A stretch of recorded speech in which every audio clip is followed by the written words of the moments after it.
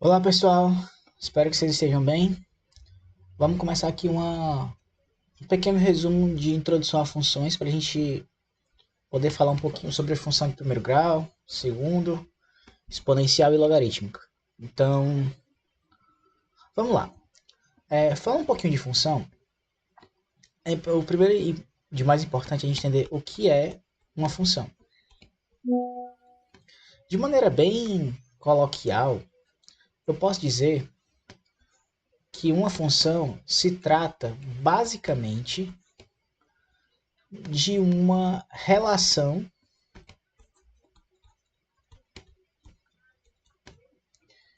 entre dois conjuntos numéricos. De maneira assim, bem simplificada, certo? Então, essa relação é uma relação numérica, obviamente, já que os números são por si só os números. É uma proporção, algum cálculo que eu posso fazer, que vai relacionar dois conjuntos. Por exemplo, deixa eu fazer aqui uma representação para vocês entenderem. Temos aqui, ó, dois diagramas. O conjunto A e o conjunto B. No conjunto A, eu vou ter os elementos 1, 2, 3 e 4. No conjunto B, eu vou ter os elementos 2, 4, 6 e 8. E eu vou fazer as seguintes setas, ó.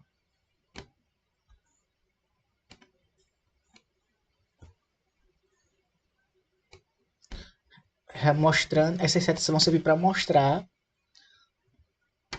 quais elementos do conjunto A têm relação com quais elementos do conjunto B, por meio de uma função. O que eu posso dizer dessa função? Qual que é a relação entre os conjuntos? Eu posso dizer que um elemento do B ele é igual a duas vezes um elemento do A. Por exemplo, ó, o 2 do B ele é duas vezes o 1 que está no A. O 4 ele é duas vezes o 2 que está no A. O 6 ele é duas vezes o 3 que também está no A. E assim por diante. Então, a função ela vai ser isso, vai ser uma relação entre dois conjuntos numéricos. No caso, existem algumas relações entre dois conjuntos numéricos que não vão ser função. Não é apenas isso que caracteriza uma função como função. E aí vamos lá para os critérios, né? Critérios.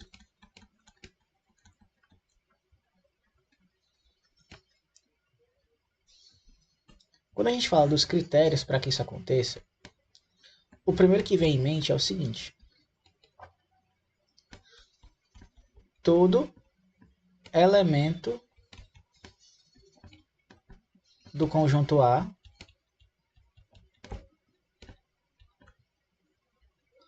precisa ter um correspondente em B. Aí vocês podem perguntar, o que é esse correspondente? Vai ser basicamente isso aqui que eu mostrei, ó. Quem que é o correspondente do 1 no conjunto B? É o 2.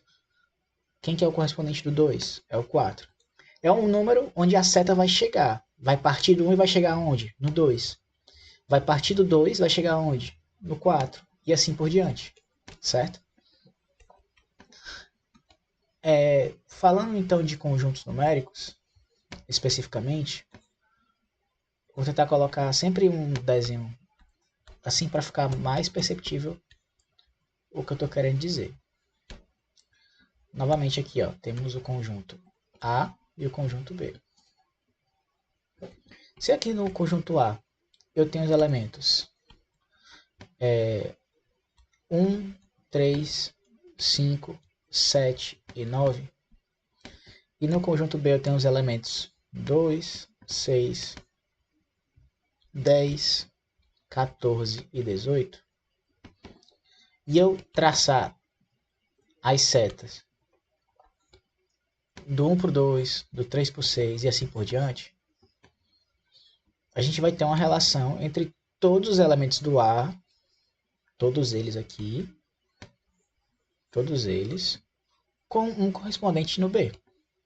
Então, esse primeiro caso aqui é função. Porque todos os elementos do A têm uma setinha saindo deles para o B. E chegando em alguém no B.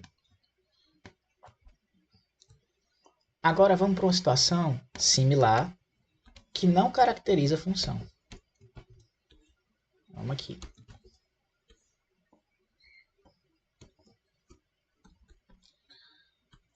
Novamente, conjuntos A e B. Vou pegar os mesmos elementos.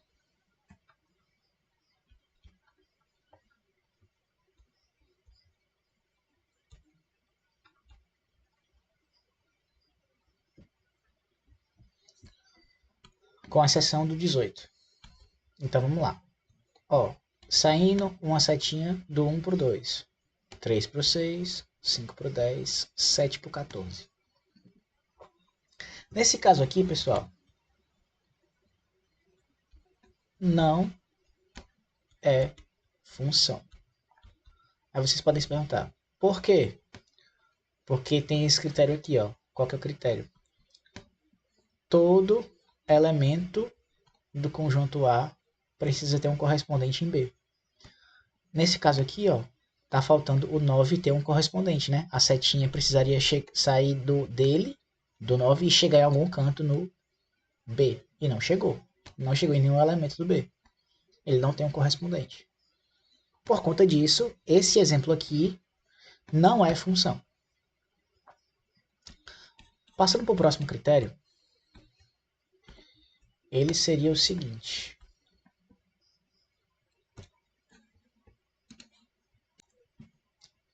Pois bem, vamos lá. Falando do próximo critério, tive que dar uma pausa aqui, perdão. Além de todo elemento do conjunto A precisar ter um correspondente em B,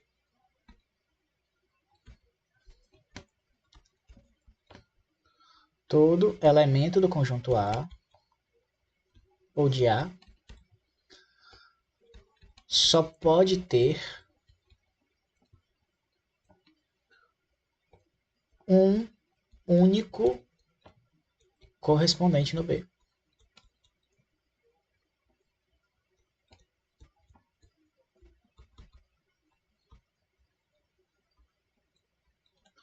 Vamos lá. Seguinte. Novamente, desenhar aqui os diagramas para a gente ter uma percepção mais visual das coisas. Não ficar só nas ideias. Vamos dizer aqui que eu tenho os elementos 1, 3, 5 e 7. Números ímpares, né?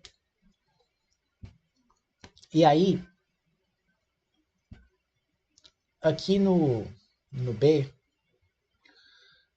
a gente tem 2, 4, 6 e 8. O que é que todo elemento de A só pode ter um único correspondente em B quer dizer pra gente? Falando das setinhas, né, das relações. Só pode sair uma setinha de cada número, de cada elemento do A.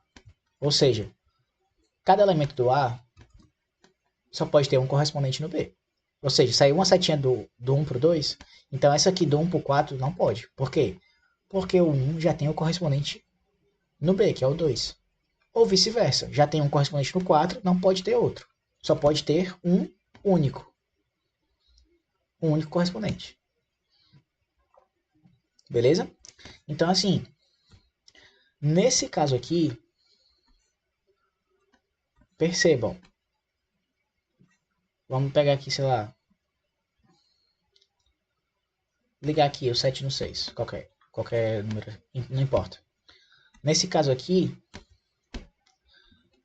não é função,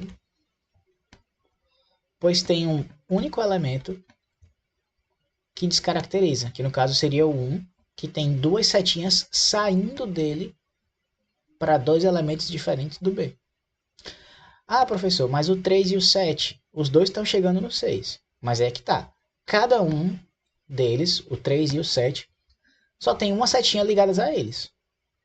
Isso que importa. A chegada pode dois números diferentes, no caso aqui o 3 e o 7, chegar no mesmo número, que é o 6. Mas o contrário não pode acontecer. Eu, tendo um número só, chegar em dois cantos diferentes. Chegar em dois correspondentes diferentes. Beleza? Vamos agora para outro exemplo aqui, ó, com os números. De maneira bem simplificada, tá, pessoal? A gente simplifica as coisas para a gente pegar exemplos difíceis e facilitar. Vamos pegar agora um exemplo, que é o seguinte. 2 menos 2, 4 menos 4. E aqui eu vou ter 4 e 16. E eu vou ter as seguintes setinhas, ó.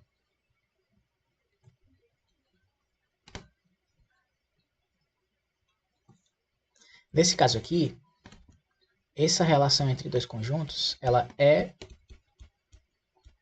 função. Por quê? De cada elemento do A, 2 menos 2, 4 menos 4, só está saindo uma setinha de correspondência, ou seja, uma relação com outro número, no caso do conjunto B. Só que tem um detalhe importante aqui. Como eu falei anteriormente, né? Essas duas aqui estão chegando no mesmo correspondente. Isso pode, o que não pode é o contrário. Um elemento do A ter dois correspondentes no B. Mas dois do A, do ponto de partida, podem chegar no mesmo canto. No ponto de chegada, que é o B. Certo? Isso aqui vai ser uma função, mas se eu fosse entrar em outra situação hipotética, que é falar sobre inversão, aí teria um ponto a se observar aqui. Mas eu não vou me aprofundar nisso agora, porque não é o foco agora, certo? Mas vamos lá. Tendo em vista isso, pessoal, esse é o critério 2. Esse é o critério 2. Pois bem, pessoal, voltando agora, vamos dar prosseguimento. E o último critério, mas não menos importante, é toda função, toda relação que é considerada uma função, precisa ter uma equação que a descreva.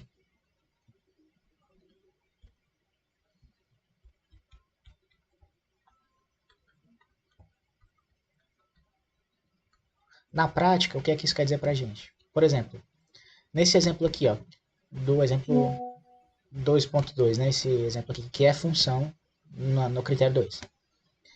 O 2, o correspondente dele é o 4. E o do menos 2 também. Qual que eu poderia dizer, qual seria a equação que eu poderia representar essa situação? Eu poderia, por exemplo, dizer que nesse caso aqui, deixa eu passar para cá para baixo, pra vocês verem com calma. Vamos aqui com calma.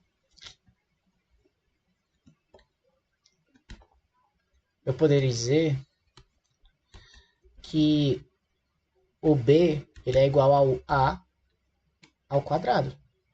Um elemento do B ele é igual a um elemento do A, só que ao quadrado. Por exemplo, ó, o 4 ele é 2 ao quadrado. Só que o 4 ele também é igual a menos 2 ao quadrado.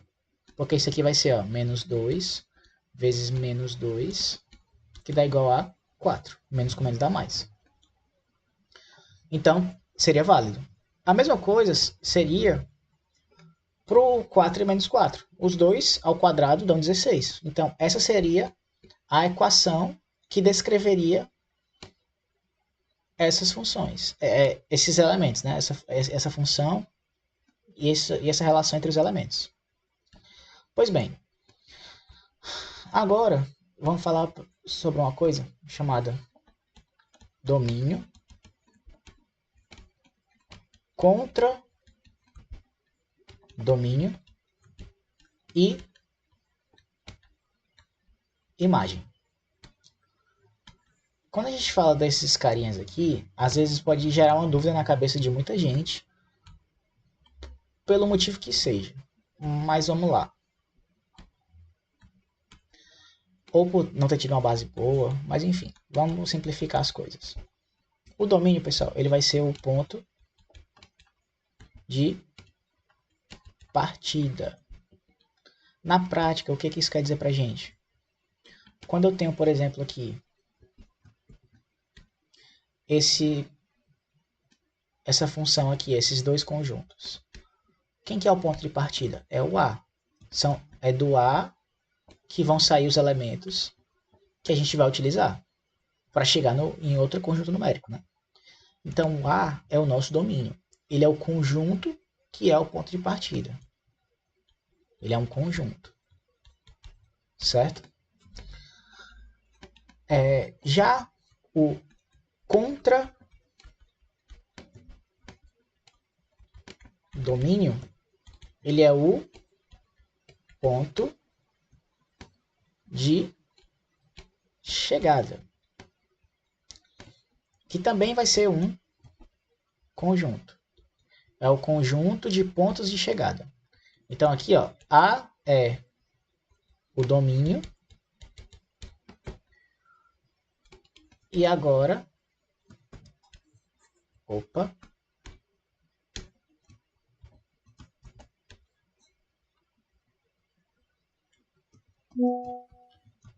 só um instante, deu um bugzinho aqui, pronto. O B vai ser o contra domínio. É basicamente isso, tá? De maneira bem simplificada, é isso. Tem como dar uma detalhada maior, mas eu acho que isso aqui é suficiente para já fazer uma prova de vestibular, já dá para brincar com isso aqui, né? Dá para resolver algumas questões. Pois bem, para fechar essa parte, vamos falar da imagem. A imagem eu vou ter que detalhar um pouquinho mais, tá, pessoal? Mas vamos lá. A imagem é o conjunto dos correspondentes. Na prática, o que é que isso quer dizer para a gente? Vamos lá, deixa eu pegar a mesma situação aqui. Mesma situação que a gente estava vendo, para facilitar o entendimento. Se liguem aqui. Quando a gente tem esse conjunto, deixa eu adicionar só mais um elemento. Vim aqui, ó, colocar o 10. A imagem ela é o conjunto dos correspondentes. Ou seja, ela faz parte do contradomínio. Por quê? Os correspondentes eles são o ponto de chegada, né? O ponto de chegada. Só que tem um detalhe. A imagem ela é só os correspondentes. O que é que pode acontecer? Uma das regras de função, um dos critérios é o quê? Todo elemento de A só pode ter um único correspondente em B e todo elemento de A precisa ter algum correspondente em B. Só que o que pode acontecer? Pode acontecer essa situação aqui, ó. Todo elemento do A tem um correspondente no B, só que o B ele tem um elemento que ele não é correspondente de ninguém. Ele existe, mas ele não tem relação com nenhum número do A. Isso pode acontecer. Nesse caso, vai haver uma diferença entre domínio, contradomínio e imagem. Domínio já falei, é o ponto de partida. Agora o contradomínio é o ponto de chegada. Nesse caso aqui, quem que vai ser o domínio? Os do A. D é igual ao A, é o conjunto do elemento A, dos elementos A. O contradomínio CD é o B, é todos os elementos que estão no B, porque são possíveis pontos de chegada. E quem é que vai ser a imagem? A imagem vai ser o elemento B, só que não vai ser todo ele, vai ser só uma parte, vai ser uma pequena parte do elemento B, do conjunto B, perdão. Que seriam quem os elementos? 4 e 16. Ou seja, o 10 está excluído aqui. Por quê? Porque ele não é correspondente de ninguém do A. Por conta disso, ele está de fora. Então, com esse raciocínio, eu posso dizer o seguinte, que a imagem é um subconjunto do contradomínio. Um subconjunto, lembrando, é um conjunto menor dentro de outro conjunto maior. De maneira bem simplificada. É o que a gente está tendo aqui, ó. O conjunto formado pelos elementos 4 e 16. Ele é um conjunto menor de um conjunto maior. Quem é que seria o conjunto maior? O B, porque o B tem 4, 16 e o 10. Certo? Tendo isso em mente, a gente pode agora dar uma olhada na representação gráfica de conjuntos. Opa, apaguei alguma coisa? Apaguei não. Representação gráfica. Até agora a gente viu apenas conjuntos. Não viu função através de gráficos. E todo o resto do conteúdo que se é visto no ensino médio em relação a funções é equação e gráfico. E aí é isso que a gente vai entrar agora um pouco, na parte de gráficos. Tá?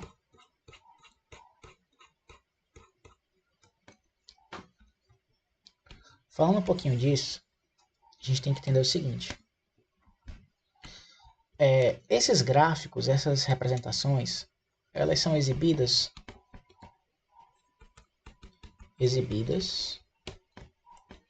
em um plano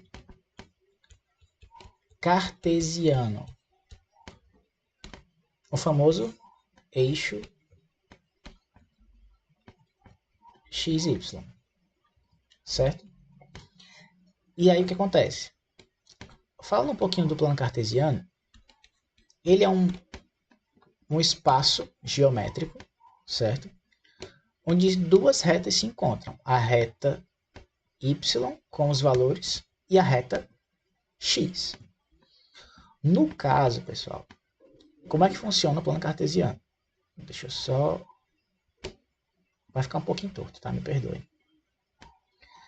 O plano cartesiano ele tem 4 setores, 4 quadrantes. O primeiro, o segundo, o terceiro e o quarto quadrante. Nessa ordem anti-horária, né? Contra o relógio. No caso, pessoal, considerando aqui o centro aqui, ó, dessas quatro regiões, ele é chamado de O, que é a origem. A origem, ela tem coordenadas 0, 0. O que são essas coordenadas? É o endereço daquele ponto. Por exemplo, se eu pegar um ponto aqui, ó, bem aqui. Esse ponto eu posso dizer que ele tem coordenada aqui, sei lá, 5. E aqui, sei lá, 7, supondo. Não é bem ao quadrado, então eu posso dizer isso. Mas enfim. Então, vou chamar esse ponto aqui de ponto P. O P, ele tem o endereço dele, que é o valor de 5 para o eixo X e 7 para o eixo Y. Então, um ponto qualquer, aqui, ponto W, sei lá, ele sempre vai ter as coordenadas X e Y, nessa ordem. O primeiro é o X e o segundo é o Y. Certo? O que a gente vai ver a partir de agora é como observar um desenho dentro de um plano cartesiano e saber se isso é ou não uma representação de uma função. Porque só estar no plano cartesiano não quer dizer que isso vai ser uma função. Pode ser um desenho qualquer. Mas se for uma função, vai ter uns critérios a se seguir. E eles são consequência desses critérios aqui, ó, só que de maneira visual, certo? Então, vamos a isso.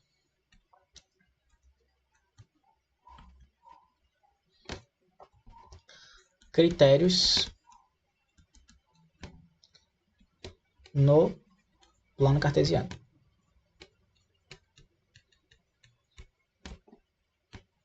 Seguinte, quando a gente tem, por exemplo,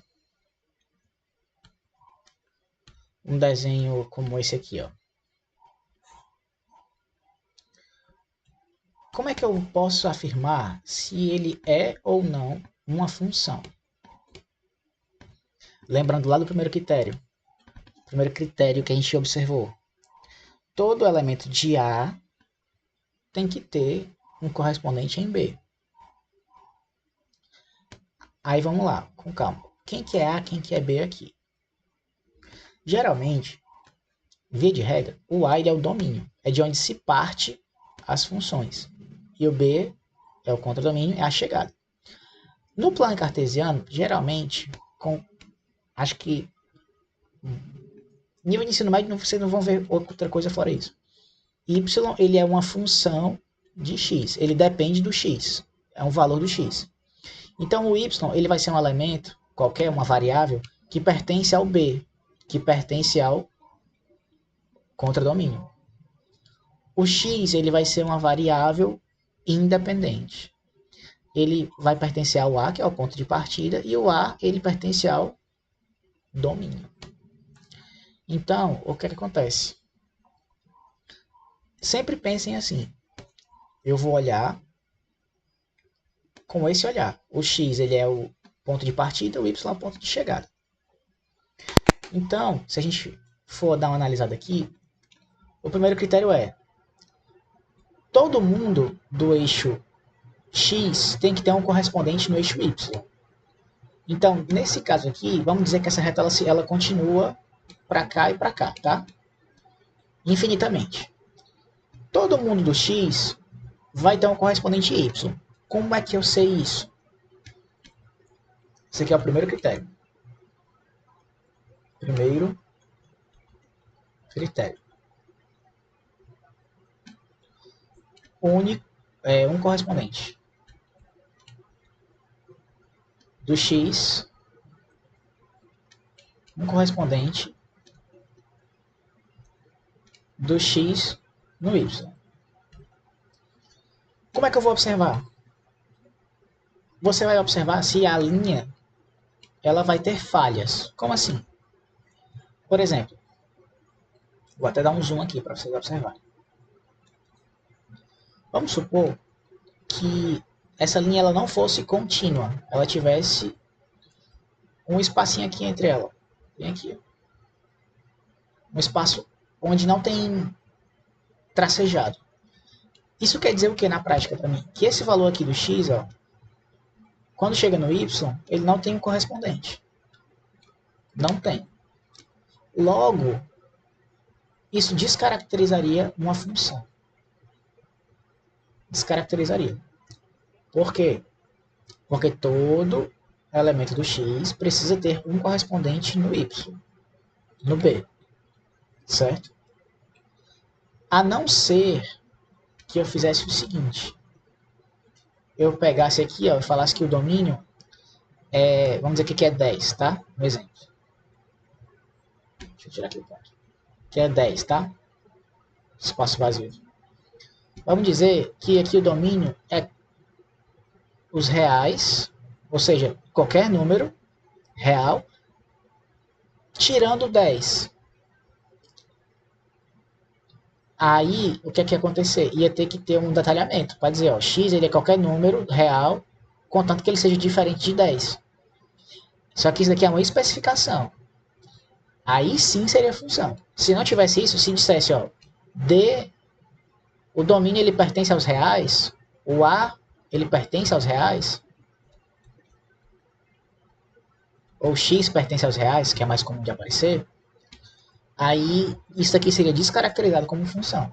Por conta disso, porque precisa todo elemento do x, todo valor do x tem que ter um correspondente no y. Salve exceções, mas elas têm que ser especificadas. Certo? Então, isso aqui não é função por conta disso. Vamos ver agora um exemplo que é função. Vamos lá.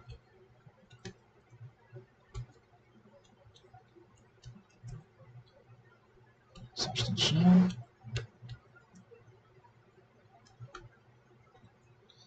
Vamos ver aqui, ó. Y, x. Vou pegar o mesmo tracejado que eu fiz, só que dessa vez eu não vou apagar nada. A reta ela continua infinitamente. Ah, professor, mas está passando aqui, não tem problema. Aqui tem elementos, né? Ó, dessa parte aqui, ó, do plano cartesiano para a esquerda do plano, são os valores negativos de x, ou seja, x igual a menos 1, x igual a menos 1, menos 2, menos 3 e assim por diante. Aí aqui o meiozinho aqui, ó, 0, aí 1, 2, 3 e assim por diante. No caso do y, aqui é 0, né? O centro é o 0. Então, para cima é 1, 2, 3. E para baixo do y, menos 1, menos 2, menos 3. E assim por diante. O ponto é, essa reta ela continua infinitamente. Não vai ter nenhum valor de x que não tenha um correspondente em y. Por conta disso, essa reta ela é função. Porque tem um correspondente. Certo? Agora vamos lá para o segundo critério. Eu travei a língua aqui. Vamos lá. Segundo critério. O segundo critério era o seguinte: só pode ter um único correspondente em y. No caso, no contradomínio. Vamos olhar aqui com calma. Y, x. Deixa eu voltar aqui para vocês observarem. Segundo critério. Todo elemento de A só pode ter um único correspondente no B. Observando isso aqui com os diagramas de Venn, né? Essas representações de conjunto, é fácil de perceber. Isso aqui não é função, porque tem duas setas saindo do A para dois elementos diferentes do B, né? De um elemento vai para 2. Isso não pode. Mas, como é que a gente observa isso graficamente? Vamos lá. Vou colocar aqui o critério novamente. Até copiei, né? Todo elemento de A só pode ter um único correspondente em B. Ou todo elemento de X, todo valor de X só pode ter um único correspondente de valor no Y. Na prática, o que é que isso quer dizer? Deixa eu só copiar isso aqui que eu vou fazer mais planos cartesianos. Eu vou aproveitar esse desenho aqui. Se eu tivesse, por exemplo, isso aqui, pessoal, ó.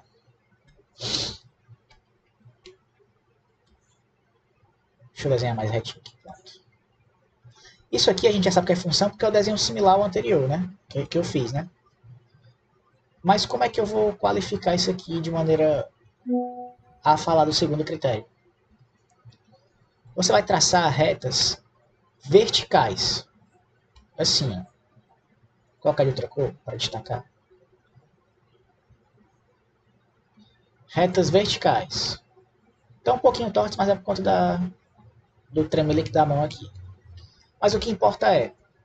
Vou até dar um zoom aqui para vocês observarem. Essas retas roxas, essas retas verticais, elas só podem cruzar o vermelho em um único ponto.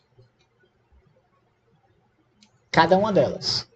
Se acontecer de uma delas cruzar o vermelho, que no caso é o desenho, né, do gráfico em mais de um ponto, vai descaracterizar que é uma função. Não vai ser uma função.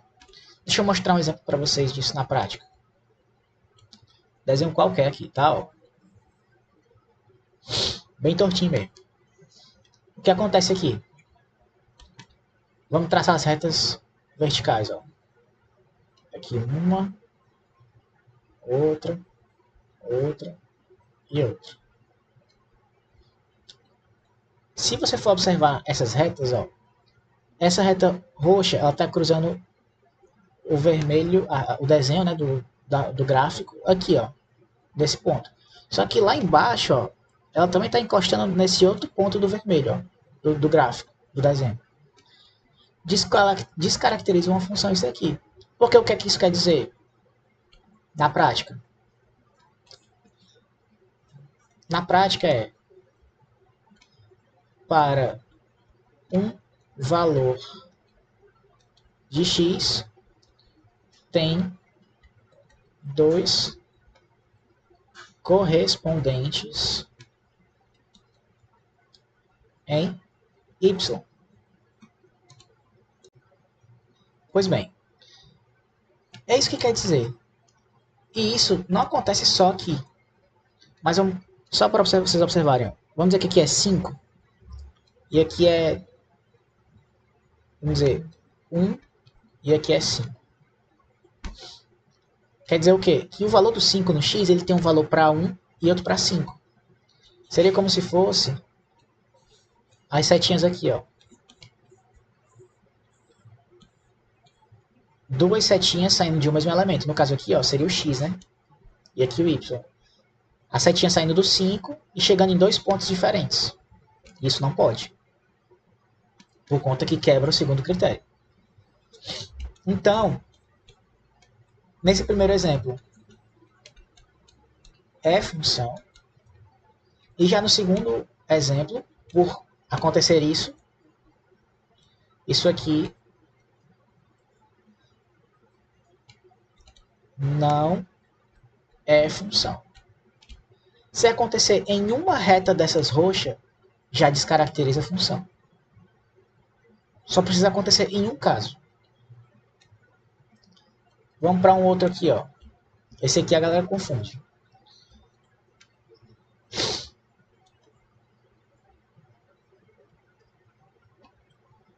Vamos lá, só terminar de desenhar aqui, só um instantinho.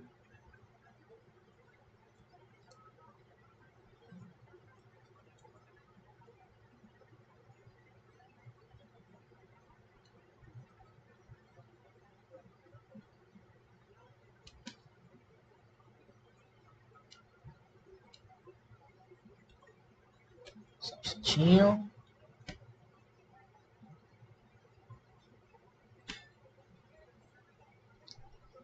O desenho não está muito bom, pessoal, mas isso aqui é para ser algo como uma parábola.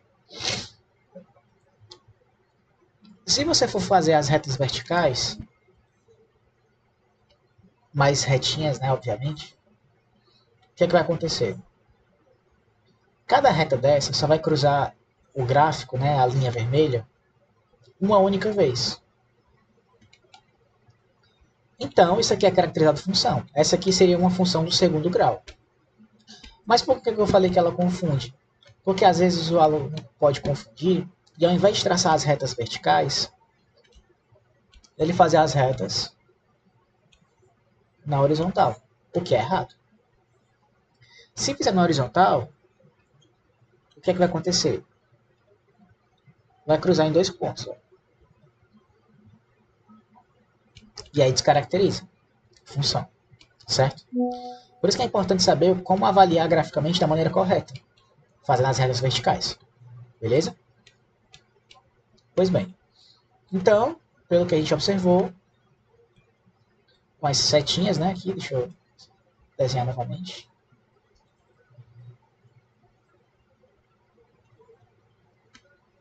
Isso aqui é caracterizado como função.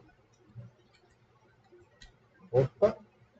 Isso aqui vai ser dito que é função. Beleza? Pois bem, pessoal, essas aulas iniciais a gente tô fazendo dessa forma aqui para poder vocês terem uma visão mais basilar do que se trata, para poder já seguir falando sobre função de primeiro grau. Esses conhecimentos iniciais, eu posso fazer depois uma videoaula de exercícios, mas não tem muito para onde correr, certo? No caso aqui, o assunto ele é bem tranquilo, é só mesmo para vocês terem uma base para começar a ver funções, que é o que mais cai no Enem. Funções de primeiro grau, segundo grau, os exemplos particulares, né? A de primeiro grau, segundo grau, exponencial e logarítmica. O terceiro critério, eu não tenho como mostrar graficamente, né? Eu só falei dos dois primeiros. Mas, se os dois primeiros são válidos, o terceiro tem que ser válido. Aí, tem como se aprofundar um pouco nisso, mas nesse caso aí vocês vão ter que confiar um pouco em mim, que eu não tá além das minhas capacidades no momento, certo? Mas é isso. Espero que vocês possam aproveitar essa aula para poder esclarecer qualquer dúvida. Deixe aí nos comentários sua dúvida. E é isso. Eu vou gerar o PDF disso daqui, vou enviar, deixar disponível aqui no vídeo. E, enfim, qualquer dúvida, deixe aí nos comentários. Que eu, assim que conseguir visualizar a sua pergunta, eu vou responder com o maior prazer. Valeu, até a próxima.